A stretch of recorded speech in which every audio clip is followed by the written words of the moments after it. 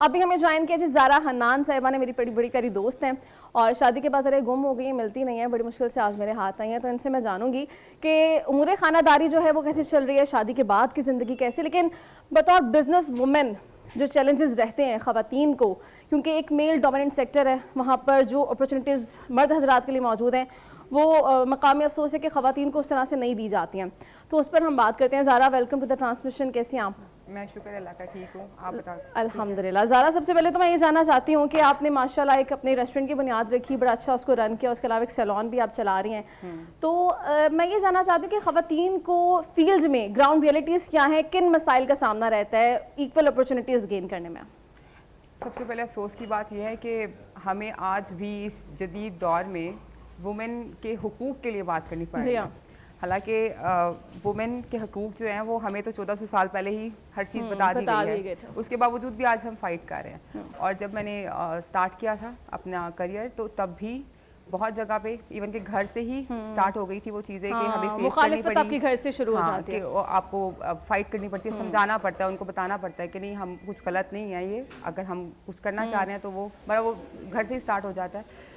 लेकिन अफसोस की बात यह है कि हमने काफ़ी ज़्यादा चैलेंजेस जो है वो देखने को आते हैं।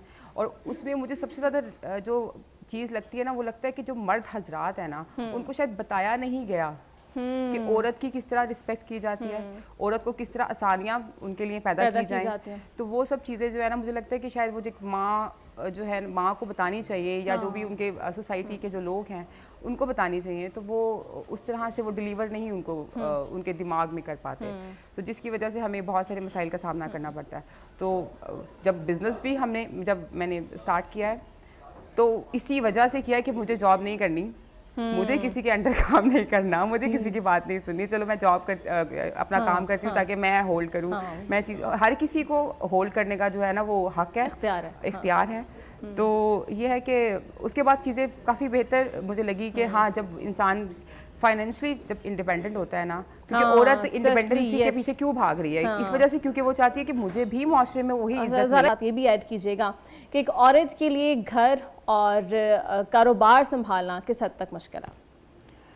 मैं कहती हूँ कि इतना ज़्यादा मुश्किल है। जो लोग कर रहे हैं ये काम, जो घर और बिजनेस या जो भी जॉब वो कर रहे हैं, वो मैं उनको हैट्स ऑफ कहूँगी। बैलेंस करना और वो अच्छे तरीके से बैलेंस कर रहे हैं तो बहुत अच्छी बात है कि वो उनके ऊपर बहुत प्रेशर, क्योंकि मुझे लगता है कि हमारे इस्लाम ने हमें जो कहा गया है कि औरत जो है वो घर शादी के बाद, जाहिर सी बात है, वो घर संभाले और उसके जो भी नान नफका और उसकी जो ज़रूरियात चीज़ें हैं वो मर्द संभाले, ठीक है। लेकिन उसके बावजूद मतलब वो उस चीज़ पे एग्री भी है आजकल की ख़वातीन, लेकिन उन पे प्रेशर उनको इतना दिया जाता है कि वो जो है ना बहुत ज़्यादा डेस्परेट रहती हैं कि हम काम करें। क्यों करें?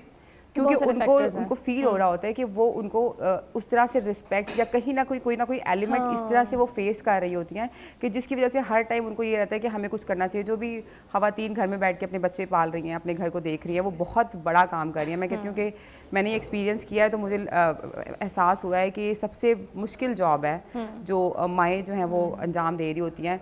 अगर प्रोफेशनली लाइफ को देखो या आप हाउस जॉब को, जो हाउस मदर होती हैं उनको देखो, तो उन दोनों के कंपैरिजन में ज़मीन आसमान का फ़र्क है कि मेंटली प्रेशर, बच्चों की चीज़ें, बहुत सारी चीज़ें।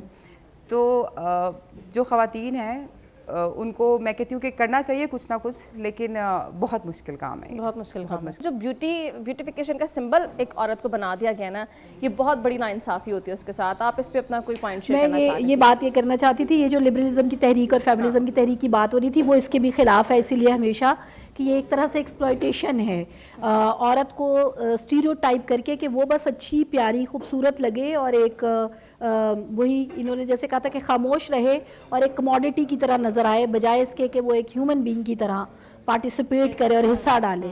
तो ये जो है ना, ये फ़र्क, अच्छा लगना, प्यारा लगना हर इंसान का हक है और हर इंसान पे फ़र्ज़ भी होना चाहिए कि वो अच्छा साफ़ सुथरा लगे और ठीक लगे। तो ये मर्दों पे भी और औरतों पे भी वैसे ही है। लेकिन ये जो जिम्मेदारी बना दी जाती है ना औरत के लिए, ये जिम्मेदारी भी ऐसी कि उसके ख़ास स्टैंडर्ड्स सेट करके उन स्टैंडर्ड्स की एक परसेप्शन बना दी जाए। ये वो स्टीरियोटिपिकल इमेज है जो जाहिर है कि मीडिया ने और हमारी सोसाइटी के कुछ हलकों ने ये क्रिएट कर दिया है। हक है, कोई औरत ये करना चाहती है तो उसका हक है, वो प्यारी लगना चाहती है तो ये उसका हक है, मगर उस पर इम्पोज ना किया इम्पोज जाए। नहीं करना चाहिए। मियाँ वाली से कॉलर हमारे साथ मौजूद हैं। जी अस्सलाम वालेकुम। जी वालेकुम अस्सलाम। जी क्या जी सवाल है? मेरा सवाल है कि अल्लाह ताला ने एक मर्द को 4 औरतों के लिए पैदा किया है। एक मर्द को 4 औरतों के लिए पैदा किया है। पहले तो ये सवाल ही गलत है ना। लेकिन हाँ। नहीं सुन तो लें सवाल मेरा जी, पूरा। जी। 4 औरतों के लिए पैदा किया, लेकिन हमारे माशरे में हर औरत ने अपने हिस्से का मर्द लेकर साइड पर हो गई है। यहाँ तो औरतों को औरत मर्दों को वो हुकूक देने को तैयार नहीं है जो खुदा ने इसे दिया है। तो औरतों के मामलात पर गिरफ्त इतनी सख्त है कि खुदा का दिया हक मर्द को मैसर नहीं है। तो अच्छा। कानून या समाज की तो बात की है, तो इस पे क्या कहेंगे, जरा इस पे राय दीजिए। हमारे साथ स्कॉलर मौजूद हैं हमारा साहिबा, उनसे आपका जवाब पहले ले लेती हूँ। तो सवाल पोर्ट्रे करने का आप अंदाज जरा चेक कीजिए कि एक मर्द को 4 औरतों के लिए पैदा किया गया है। वो एक मेरे तो ख्याल से एक तो मुझे लगता है मियाँ वाली हाँ। में थोड़ा सा शायद कोई अभी स्लो चल रहा है, हाँ। ट्रांसमिशन भी और तालीमात भी इस्लाम की थोड़ी स्लो पहुंच रही हैं। तो एक मर्द को अगर 4 औरतों का कहा गया तो इस सेंस में तो मैं इसको समझ सकती हूँ कि उस पर जिम्मेदारी है एक माँ की, एक बहन की, एक बेटी की और बीवी की। तो सही ये है। 4 औरतें तो उसके क्राइटेरिया में आती हैं। नहीं, वो क्योंकि- 4 बीवियों का करें और अगर वो सवाल, 4 हाँ। बीवियों के करें तो उसके लिए टोटली डिफरेंट क्राइटेरिया है। देखें उसमें बताया गया है कि किस बुनियाद पे आप कर सकते हैं। और सबसे बड़ी बात इफ यू कैन अफोर्ड। आजकल तो मेरे ख्याल से आप एक अफोर्ड कर लें तो बहुत बड़ी बात है, क्योंकि आपने 4 बीवियां अगर रखनी है तो चारों के आपने हकूक अदा करने हैं। ठीक है, आपके फ्राइज कहाँ, आप एक का फ्राइज पूरा नहीं कर रहे और आप 4 का कैसे पूरे करेंगे? अगर आप कर सकते हैं तो इस्लाम ने कहा है आप करें, लेकिन क्या आप कर सकते हैं? क्योंकि आपसे सवाल होगा। आपसे तो एक पॉइंट है, अगर जो खातून ऑलरेडी आपकी बीवी है उससे आप वो तमाम चीजें आपको नहीं मिल रही, इमोशनली या मेंटली वो पीस आपको नहीं मिल रहा, तो आप सेकंड की तरफ जाएंगे। ऐसे क्या बिल्कुल ऐसे भी है। और साथ साथ ये भी देखिए ना कि क्या आप वाइस वर्सा उसको सब कुछ प्रोवाइड कर रहे हैं? आपने उसको वो चीजें प्रोवाइड की हैं जो उसका हक है, आपका फर्ज है। तो हो सकता है आप ही अपने फर्ज में कोताही कर रहे हैं और इसलिए आपको उसके जवाब में आपका हक ना मिल रहा हो। तो ये भी देखने वाली बात है। तो इसलिए इस्लाम को हमें बहुत सोच समझ के पढ़ के डिटेल में जाके देखना चाहिए किस सिनेरियो में किस लिए कहा गया है। ठीक है। अच्छा, एक और कॉलर हमारे साथ मौजूद है। जी अमानत अली, अस्सलाम वालेकुम। जी वालेकुम सलाम। जी अमानत अली, क्या सवाल है आपका? जी मेरा सवाल है, मेरी बेगम को गुस्सा बहुत जल्दी आ जाता है। आपकी बेगम को गुस्सा जल्दी आ जाता है? जी बस यही सवाल है? तो ये बेगम से पूछे ना वो क्यों गुस्सा करती हैं आप पे, हम कैसे बताएंगे? हाँ जी, बेगम साहिबा से पूछें कि क्यों गुस्सा करती हैं, आपके क्या ऐसी चीजें करते हैं जिस पे गुस्सा आ जाता है, ये हम कैसे बता सकते हैं कि क्या क्या करते हैं आप जो उन्हें गुस्सा दिला देती हैं? अक्सर गुस्सा ज़हन में आया तो दबाव में रहती है। क्या होता है? अक्सर ज़हन में गुस्सा आ जाता दबाव में रहती है, पता नहीं क्या मसला चल रहा है।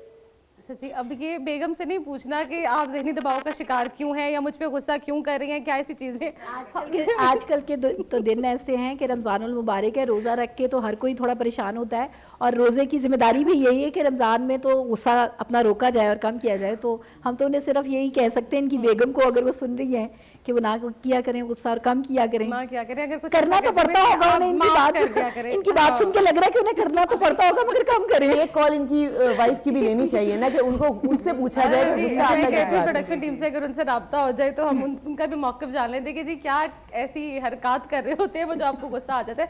अच्छा ज़ारा, मुझे ये बताएगा कि अभी आपकी शादी के बाद आपने तकरीबन अभी कुछ देर के लिए वाइंड अप किया अपना बिजनेस भी, तो ये भी बहुत बड़ी सेक्रीफाइस होती है कि एक औरत को ही अपना करियर भी छोड़ना है, एक आइडेंटिटी जो उसने बनाई है, इतना टाइम लगाकर अपनी सेल्फ आइडेंटिटी इस मुआशरे में बनाई है, उसको ब्रेक लगानी पड़ती है।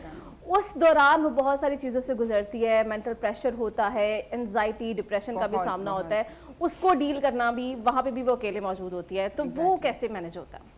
मुझे लगता है ये वो टाइम होता है जिसमें इंसान की ट्रांसफॉर्मेशन होती है। अच्छा। हाँ, क्योंकि आप एक स्टेप से दूसरे स्टेप पे, एक स्टेज से दूसरे स्टेज पे गए हो कि आपके पहले रिस्पॉन्सिबिलिटीज़ नहीं है, आप उस तरह से घर में जो है ना वो बहुत ज़्यादा रिस्पॉन्सिबल नहीं हो। सही ये फाइनेंशियली चीज़ें पहले कर रहे थे, लेकिन अब जो है इमोशनली भी आपने अपने हस्बैंड को भी देखना है, अपने बच्चों को भी देखना है, और फिर वो फिज़िकली एक जो आप कंडीशन से गुजरते हो उसके साथ साथ आप मेंटली, ऑब्वियसली फिजिकली गुजरोगे तो मेंटली बहुत ज़्यादा गुजरोगे, तो वो डिप्रेशन आपको रहता है। उसके साथ साथ आपने एक डिसीजन लेना होता है कि अब आपने काम करना है या नहीं करना, या बच्चे या काम या घर या काम।